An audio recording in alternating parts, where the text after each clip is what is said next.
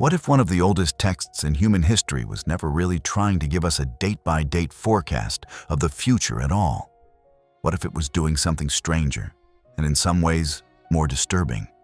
What if it was revealing a structure, a pattern that repeats whenever power grows large enough, connected enough, and stressed enough to begin transforming into something else? That idea sounds dramatic, but it becomes much harder to dismiss when you notice how often the ancient name Persia still feels uncannily relevant. Today, that same civilizational center exists on the map as Iran, a state that remains central to Middle Eastern security, fields what the International Institute for Strategic Studies describes as the region's largest and most diverse missile arsenal, and has built layers of influence through state power, military institutions, and regional armed partners. In other words, the old name is ancient, but the strategic gravity is not. The reason this matters is not simply that Persia was once powerful. Many ancient states were powerful. The reason it matters is that Persia appears in the historical and biblical record with an unusual degree of clarity. In a world where so many ancient powers have to be inferred through symbols, geography, or retrospective interpretation, Persia is often named directly. That alone makes it different. It suggests not just significance, but recognizability. Persia was not a vague frontier, it was a center. It was large enough, coherent enough, and historically visible enough that later readers did not need to guess which power was being described. And historically, that makes sense. At its height, the Achaemenid Persian Empire ruled an estimated 44% of the world's population, making it the largest empire in history by share of humanity under its control, according to Guinness World Records as reported by Live Science. That scale is difficult to grasp from a modern perspective. We are used to a world divided among many powerful states, markets, blocs, and institutions. Even the largest modern powers operate inside a crowded international system. The Achaemenid Empire did not. It ruled at a scale that made Persia not simply a strong country, but one of the great organizing centers of the ancient world. Its authority stretched from the Aegean to the edges of India. Its court sat in what is now Iran. Its administrative reach touched multiple cultures, languages, and political traditions. So when ancient writers treated Persia as a visible anchor rather than a hidden symbol, that was not mysterious. It reflected reality. Persia was one of the few powers so large that it could not easily be reduced to metaphor. But naming is only the beginning of the pattern. A center of power matters historically not just because it exists, but because of what it does. And what Persia did, with extraordinary effectiveness, was expand. Yet even here, the crucial point is not simply that the empire grew. Empires often grow. The deeper point is that Persia expanded in a way that made distance governable. It transformed geography into administration. It converted territory into system. One of the clearest symbols of that achievement was the Persian Royal Road, which Britannica describes as running more than 2,400 kilometers from Susa across Anatolia to Sardis. Royal messengers could traverse the route in about 9 days using relay stations, while ordinary travel took roughly 3 months. That difference is not just a logistical detail. It is a revolution in political time. It means the empire shortened the distance between decision and response. That is why Persia should not be understood merely as a conqueror. It was also an optimizer. It did not simply take territory. It learned how to hold territory across enormous distances by accelerating communication, formalizing administration, and allowing local regions to function inside a wider imperial structure. This is what made the empire so durable, compared with many more purely military expansions. It had roads, satrapies, taxation systems, royal messaging networks, and a model of imperial governance that could integrate diversity without instantly crushing it. In historical terms, Persia was one of the first great demonstrations that power becomes far more dangerous when it becomes efficient. Expansion stops being a burst of force and becomes a repeatable mechanism. And that is where the pattern begins to feel modern. Because once you see expansion as a mechanism rather than an event, you stop asking only who conquered whom. You start asking what conditions make large-scale control possible in the first place. In Persia's case, the answer included speed, infrastructure, integration, and adaptability. In modern systems, the tools are different, but the logic is familiar.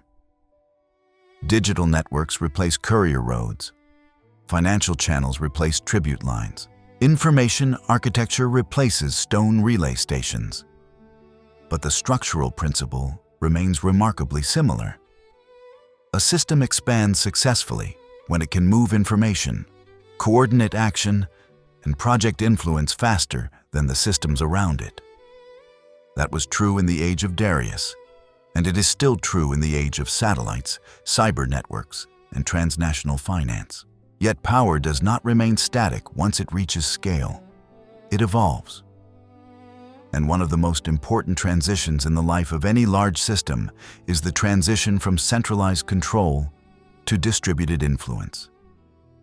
Ancient Persia already hinted at this through its satrapal model, which delegated local administration inside an imperial framework. But in the modern Middle East, the same broad structural move appears in a different form. Iran today does not operate like a classical territorial empire. Instead, its influence often runs through layers of institutions, military branches, aligned organizations, and armed groups across Iraq, Lebanon, Syria, the Palestinian territories, and Yemen.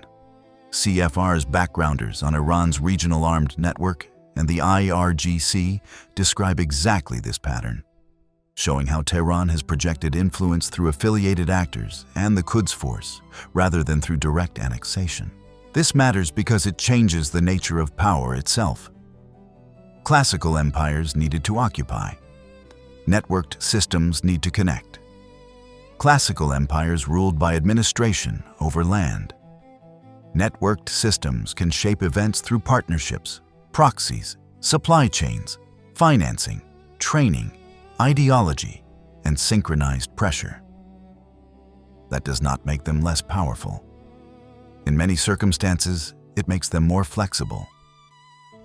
A distributed network can reach into multiple theaters at once. It can deny direct responsibility. It can absorb losses unevenly. It can preserve the center while extending influence outward. But networked influence also carries a hidden cost. It depends less on visible command and more on cohesion, trust, shared interest, and continuing legitimacy among all the moving parts. That is where the structure begins to move inward. Once a system has become large, efficient, and connected, the decisive question is no longer how strong it looks from the outside. The decisive question becomes how much pressure its internal structure is carrying. This is one of the most common mistakes people make when they analyze powerful states. They focus on the shell. They look at borders, missiles, alliances, and public statements. But the turning point of a system often begins beneath that shell, in the hidden layer where economic pain, institutional strain, elite fragmentation, and declining public trust slowly accumulate. A state can project power outward while absorbing dangerous levels of stress inward. Those two realities are not contradictory. They are often simultaneous. Iran is a striking example of this paradox.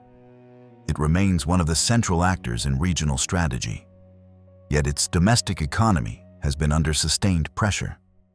World Bank data based on IMF statistics shows consumer price inflation in Iran at 44.6% in 2022, 40.7% in 2023, and still above 30% in 2024. Those are not the numbers of an internally relaxed system. They are the numbers of a society under prolonged economic strain, even if the state continues to operate and project influence. High inflation does more than raise prices. It changes behavior. It shortens planning horizons. It erodes confidence in stability.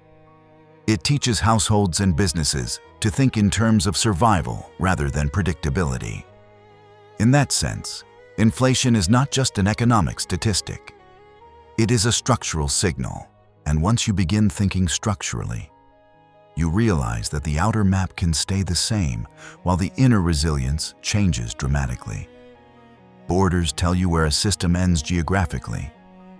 They do not tell you how much longer that system can absorb cumulative stress without losing flexibility. A state may still have its army, its ministries, its intelligence services, and its international partnerships. But if the invisible assumptions that hold ordinary social cooperation together begin to weaken, then the real turning point may already be underway. People often imagine instability as something loud, visible, and cinematic. But in complex systems, the most important changes are often statistical first and theatrical later. Confidence weakens before collapse becomes visible. Rigidity increases before crisis becomes obvious. The structure bends long before the shell cracks. This is why decline so often fools observers. We imagine it as a slow downward slope, something everyone can clearly see coming. But history is full of systems that looked durable until very near the moment when they no longer were. The historian Peter Turchin has argued that long periods of apparent stability can conceal mounting pressures such as fiscal strain, elite competition, and declining public well-being.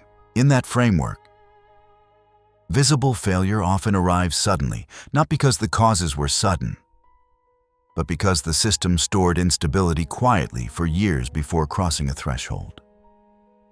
The visible break feels abrupt. The hidden accumulation behind it was not.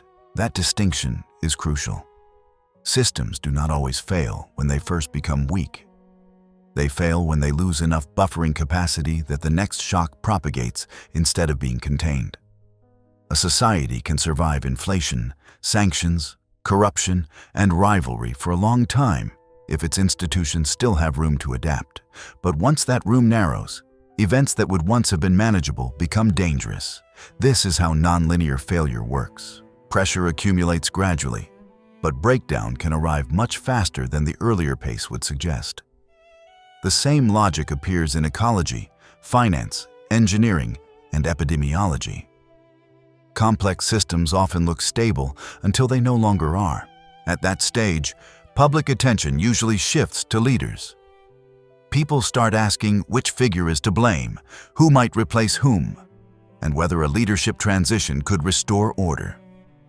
That instinct is understandable, but it often misreads the deeper problem. Leadership is not the same as structure. As Harvard Business Review has repeatedly made this point in management contexts, arguing that organizational dysfunction is rarely solved by personality change alone if the underlying system remains broken. The same logic applies to states. A new leader can inherit the same inflationary pressures, institutional bottlenecks, elite rivalries, and credibility problems that weakened the old one. Leadership matters enormously. But when the architecture underneath is already strained, changing the visible figure at the top may alter style more than substance. That is why leadership crises are often symptoms rather than first causes.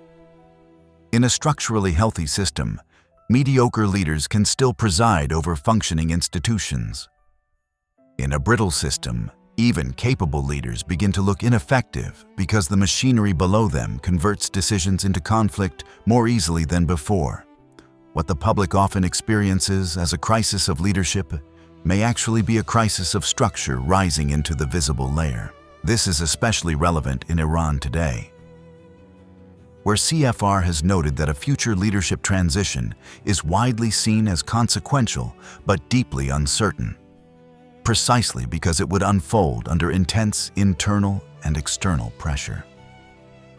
The uncertainty is not only about who comes next, It is about what kind of system would have to absorb that transition. But history does not end with structural stress and leadership instability. It rarely ends with simple collapse. When old systems weaken, something else begins to form.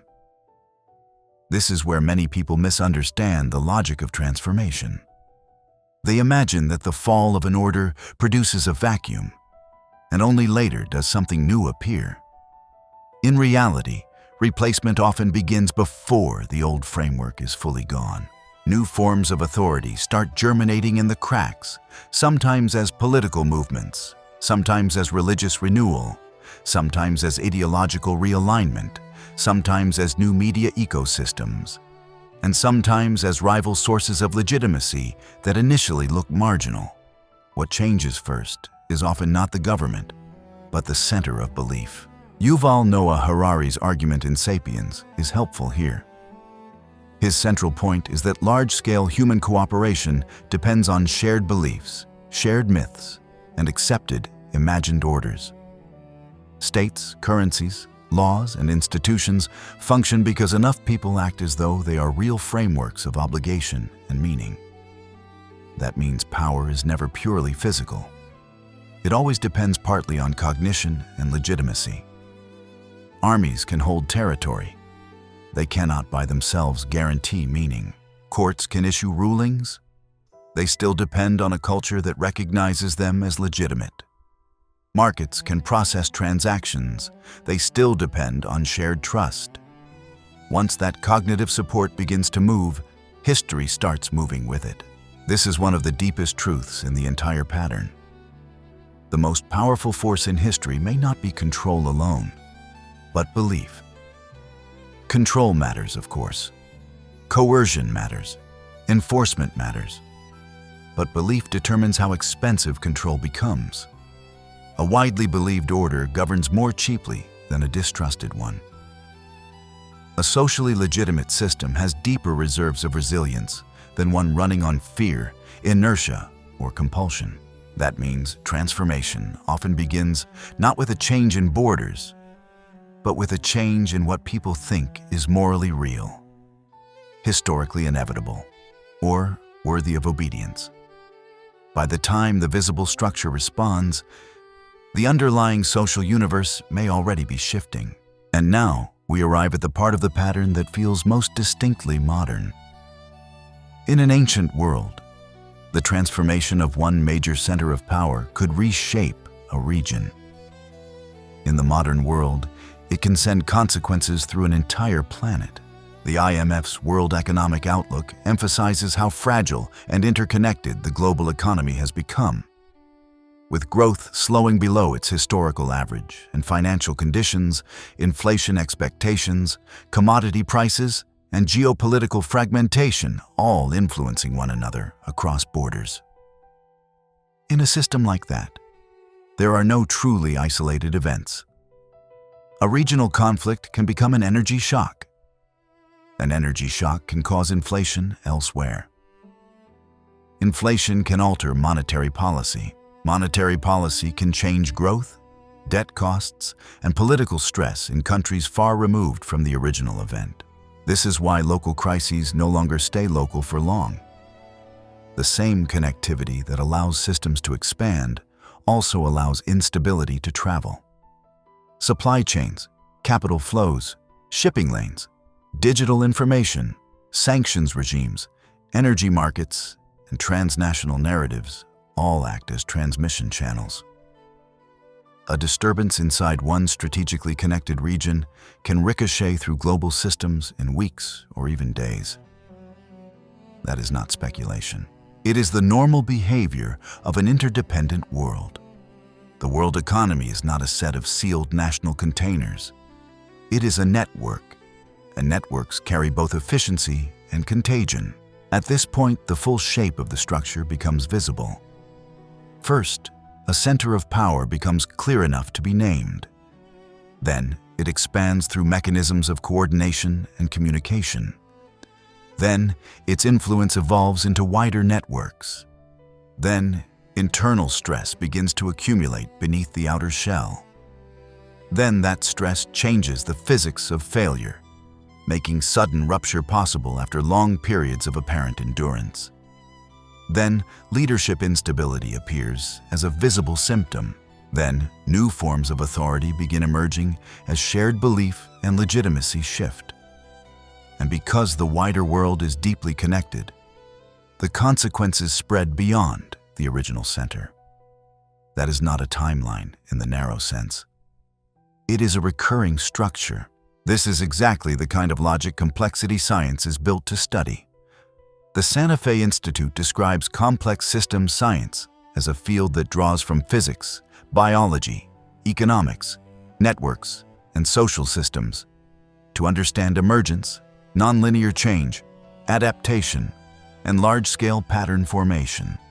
That matters because it gives us a language for talking about history without reducing it to either random chaos or simplistic repetition.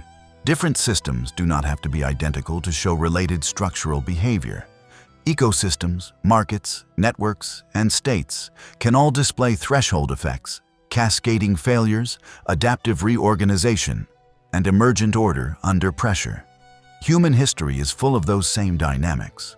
So the point of this whole story is not that modern Iran is a carbon copy of ancient Persia, or that every ancient text maps neatly onto a headline. That would be shallow. The more serious point is that the same underlying relationships keep returning. Centralization and expansion, efficiency and scale, influence through networks, internal strain hidden beneath visible power, nonlinear breakdown once buffering capacity is exhausted, the weakening of belief in old structures, the rise of new legitimacy, the spread of consequences through connected systems. These are not one-time events. They are recurring features of how large human orders live and change, and that is what makes the story unsettling. If this pattern is real, then the real issue is not whether we can find an exact date or force every ancient symbol into a modern equivalent. The real issue is whether we can recognize structural transformation while we are still inside it. Can we tell the difference between visible strength and real resilience? Can we tell when a leadership crisis is only the symptom of a deeper structural one? Can we tell when a local event is already global in its consequences? Can we see when a familiar order is still standing physically, but has begun losing its monopoly over meaning? Those are far harder questions than simply asking whether history repeats. But they are also far more useful. We began with a name, Persia, clearly written in the ancient record. But what emerged from that name was not just the story of one empire. It was the anatomy of a pattern of power becoming large enough to organize the world around it, then connected enough to extend beyond itself, then burdened enough to begin changing from within. A pattern in which outer strength can coexist with inner stress, in which collapse is often threshold-based rather than gradual, in which leaders become symbols of damage they did not fully create, and in which new authority rises first in the realm of belief before it hardens into structure. Once you see that pattern, the ancient text stops looking like a simple forecast. It starts looking like a lens, and maybe that is the most disturbing possibility of all. Not that history repeats exactly, but that it rhymes structurally. Not that the past is returning in costume, but that the same kinds of pressures are working through different institutions, different technologies, and different names.